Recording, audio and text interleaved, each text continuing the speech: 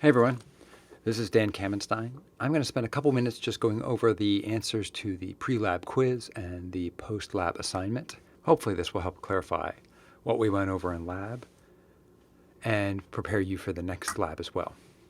So question 1 on the pre-lab quiz was asking you what was wrong with this image here. So in this image we see an ultrasound of an aorta as well as the spine and the IVC. And the problem with this image is that there is entirely too much depth. So as we talked about in the lecture, when you're looking at structures, you want to try to center them on the screen. So here we see that we actually have up to 30 centimeters of depth, which is marked on the side there. Our aorta is actually about 3 centimeters deep, and so we want to try to optimize the image so that the aorta, which would be the structure we want to look at, is centered on the screen. Even if you weren't sure what you were looking at, you should be able to identify the fact that there's a lot of this ultrasound screen that is not being used by any structures or images, and so that we have too much depth here.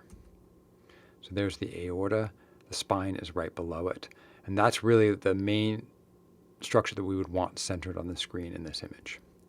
Question 2 asked about what was wrong with this image, and this, as most of you were able to identify, is an image that has too much gain. So this is overgained, the image is too bright, and you lose any resolution. So again, this would be an image of an aorta as well as the spine, but the brightness of the screen washes out the image. And then question 3 asked the same thing about this image, and again, this image is too dark, so there's not enough gain. Again, if you have too much gain or not enough gain, you lose resolution on the screen. You're not able to identify structures very well.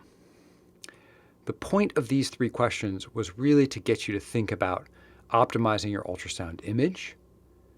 And as we had discussed in the lab, being able to optimize the image in terms of adjusting gain and depth are very important skills to have.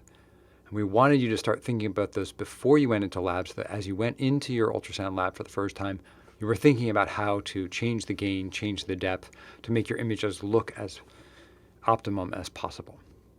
Question 4 asked about what was wrong with this picture, and this is again an image of someone holding the probe incorrectly. So holding the probe far away from the patient, and as we discussed, you want to hold the probe in a pencil grip and then brace your hand against the patient in some way so that you can stabilize the ultrasound probe and also make sure that you can have good control over the probe. So that is it for the pre-lab quiz. We'll go on to the post-lab assignment. Question 1 asked you to post your 4 images. And so that's what the 4 images should have looked like. You should see the carotid artery and internal jugular vein in short axis, and then images of the carotid and IJ in long axis, and then 1 image of the brachial artery and brachial veins. So in question 2, we asked you to point to the vessel that would likely be collapsed in your roommate if they stood up very quickly. And what we wanted you to identify was the internal jugular vein in short axis. Because the jugular vein is gravity dependent, when someone stands up, almost always that jugular vein will be collapsed in a healthy person. The carotid artery should not change significantly in diameter based on position, because the carotid artery is under quite a bit higher pressure. So the arrow should have been on top of the jugular vein, as you see in this image here. Question 3 asked you to post the long axis image of your internal jugular vein and carotid artery and indicate the direction of blood flow. So here we see the carotid artery. Blood flow should be towards the head.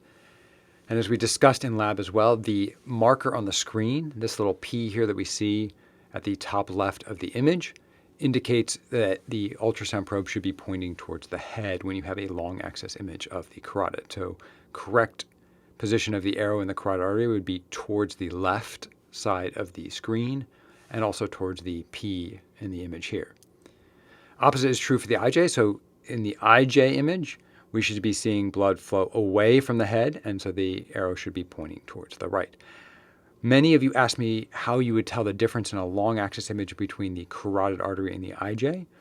A lot of this has to do with where your probe is, but the other thing that you can pick up, which is somewhat subtle, is that the carotid artery has thicker walls. So here we see in the walls here, especially the proximal wall, that the artery walls appear a little bit thicker compared to the thinner walls of the IJ. This is pretty subtle. We wouldn't expect you guys to pick this up early in your medical school careers, but it is something you should be aware of as you think about anatomy further. The main reason that we emphasize that you should label your images before you left the lab is so that you can remember when you're looking at them which one was the artery and which one was the vein, as they can be difficult to tell the difference. Question 4 asked you to identify what the most likely thing you would hear if you listen with your stethoscope over the neck of a patient with this below. And this is an image of carotid artery stenosis. And the correct answer here would be a high-pitched bruit. Again, talking about the difference between laminar flow, which is silent, and turbulent flow, which does create noise. And the final question asked you to put an arrow over the ideal place to place your stethoscope if you're listening for someone's blood pressure with a manual blood pressure cuff. And we wanted you to put the arrow over the brachial artery, as this would be the best place to hear the Korokov sound when you're taking a manual blood pressure. Now, as you see in this image here, the artery and several veins are labeled.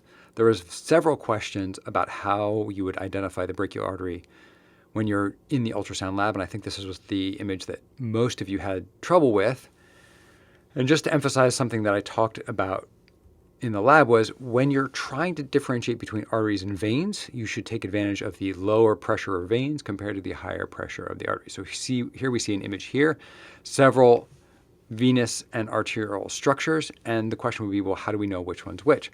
And if you watch this image here, as we pan down, we see arteries and veins. If I compress a little bit, I'll put a little bit of pressure, all the veins disappear, and the artery is the only one left. So the answer to how you best identify the brachial artery is put a little bit of pressure, and the only structure that does not collapse under light pressure is the artery. And we'll watch that again here. So we see that we pan down, I compress, all the veins collapse, and you can see the artery starts to pulsate just a little bit there. If I put more pressure, the artery would have pulsated more. So that's the answer to the questions for both the pre and post lab. Hopefully this is helpful to you. Please feel free to give us any feedback or questions you have about either the lab or this video itself.